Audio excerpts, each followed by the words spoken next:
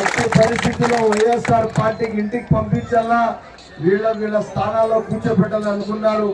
మీరు ధైర్యంగా ఉండండి, మీరు బాధ్యతగా ఉండండి. తప్పకుండా నేను మీతో ఉన్నాను.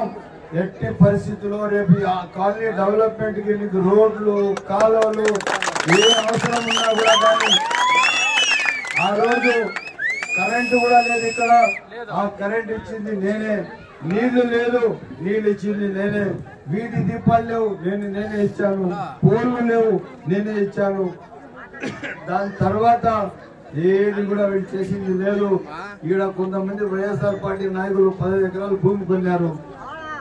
వాళ్ళు చూస్తా ఉన్నారు ఎట్లా వీళ్ళు తన్నేసి మిగతా భూమి కూడా కబ్జా చేసుకోవాలని. అందుకోసం మీరు ఎవరి మాట నమ్మే అవసరం లేదు.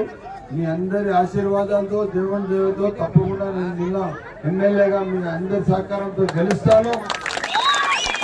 గెలిచిన తర్వాత ఫస్ట్ మెయిన్ రోడ్ ఇస్తాము, మళ్ళా లోపల రోడ్లు ఇస్తాము, కాలువలు ఇస్తాము, పూర్తిగా మీకు ఆదుకుంటామని తెలియజేస్తూ తెల్లవారు నుంచి చాలా కార్యక్రమాలు ఉన్నాయి.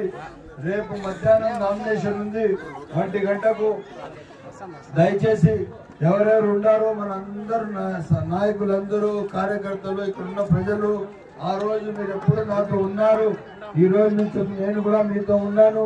మీరు చూపిన ఆదరణ, అభిమానాలకి నేను జీవితాంతం రుణపడి ఉన్నాను. దయచేసి రేపు నామినేషన్ కి 1 గంటకు రావాలని చెప్పి సవినయంగా మీ అందరికీ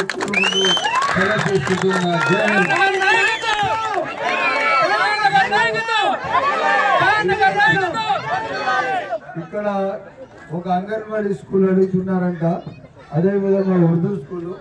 ఎలక్షన్ ముందర మనం ఏమో వాగ్దానం చేయకూడదు.